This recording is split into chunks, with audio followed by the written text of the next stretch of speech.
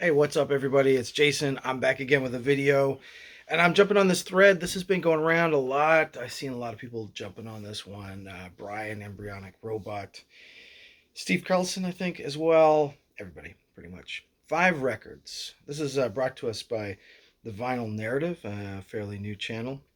And he poses the question, what are some records, in particular 5 records, that you just could not part with, you cannot sell? As we all know about the struggle is real with all these records. We do from time to time need to purge, and I do sell and trade some of my records. But these are 5 that I would never do. Never do that. I even thought about doing this as by genre. I could probably do like five per genre that I could not part with. But I thought I'd just kind of go overall general here. But although they're kind of sort of falling in the punk-ish category. So first up would be for me, obviously, this one. This is Soviet France, pretty much their first album, Monamishi, from 1983. I got it still in the packaging here, but this is, rest assured, this is like some hard wood placards that the records came in originally. This is my OG copy from the 80s, a record that I never parted with. That I'm just like totally in love with this record. I think it was like way ahead of its time. It's very inspirational, a lot of experimental ambient sounds, etc. It's a double record. Keep the vinyl in a separate case, but here we are.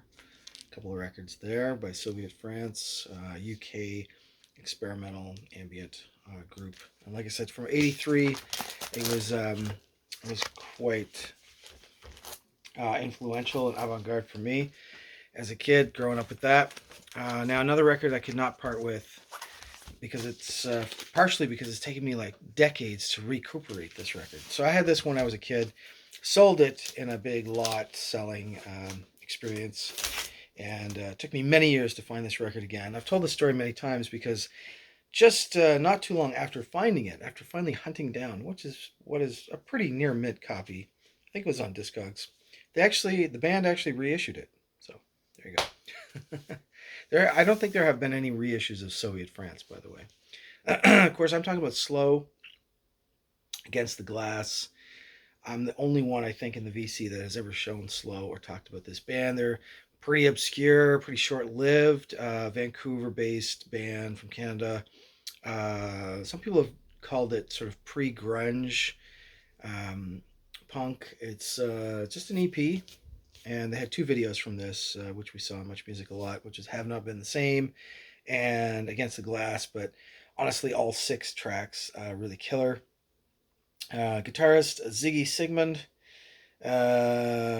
vocals Tom Anselmi, Stephen Ham on bass, percussion Terry Russell, and this was on Zulu Records, which is a record shop in Vancouver. I think the record shop might even still exist, but nevertheless, it took me, like I said, kid you not, decades to acquire a copy of this thing again, only to see it reissued on CD, vinyl again, digital. Go check it out. But it was really an experience when that all came about. Seeing the videos and just loving the whole kind of, it's almost like a garage punk kind of feel at times. Just cool shit. Speaking of cool shit, I probably could never part with my copy of The Cramps, Bad Music for Bad People.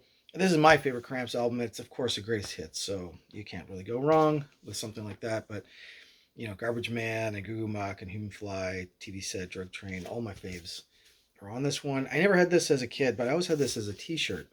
I used to wear this t-shirt a lot. And then I had Psychedelic Jungle, which, of course, also took me a couple of decades pretty much to to track down. So I could have shown that one, I guess. But this is probably the stronger one. It's iconic, and it's kind of gone up in value a lot. I noticed I paid $16.99 for it maybe 10 or 20 years ago. Found it locally at a record shop for that price in pretty good condition. And it's a record I play like pretty much all the time. It's often in my DJ sets. So good one. Next one is one that I don't play that often, but it's still very significant for me. And a landmark album, I think, by this band. Talking about Swans in this case, and Holy Money. New York art rock, no wave, heavy sludge. This shit also blew our minds, like when it first came out.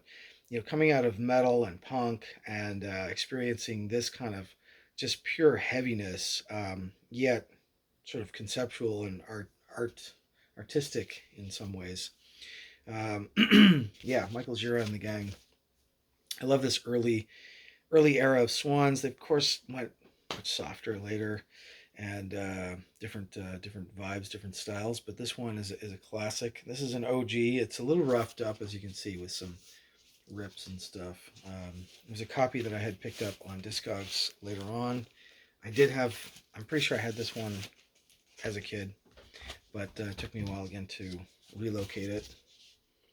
So it's kind of an interesting video. I'm saying these are records I would never sell, but I have sold, and in fact, when I was really young and foolish, I had this killer collection in the '80s, I guess, before high school, and then sold some of the punk records, um, not realizing that, yeah, it's gonna be pretty hard to get some of these ones again. I managed to score some good Swans records though in, I'd say, the 2000s, when they weren't too insanely expensive. And this one I think I got for maybe $20 or something at the time. Last but not least, five records. I could have chose a lot more, obviously, that are near and dear to my heart, but I'm gonna go with Agent Orange's second album. This is The Voice. This is just a record that just grew on me more and more over time, all the time. I had it on tape when I was younger, and I would play the tape quite a bit, so it kind of got imprinted in my brain. But of course, these songs are very melodic and very catchy too. So it's just really kind of a departure from the first, more raw surf esque EPs. And then this one comes out, and it's quite polished in its production. Major label on Enigma as well. There's the hype stickers on stuck on the back. Voices in the night. It's in my head. I Kill Spies on here. Bite the Hand that Feeds. It's all really good stuff. Very listenable. Got to see them live finally for the first time.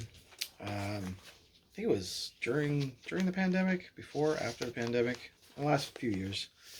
I was hoping to kind of get it signed by the lead singer, but didn't get my chance. But anyway, nevertheless, those are five records that I could not depart with, and that is my response to this thread. See you guys soon.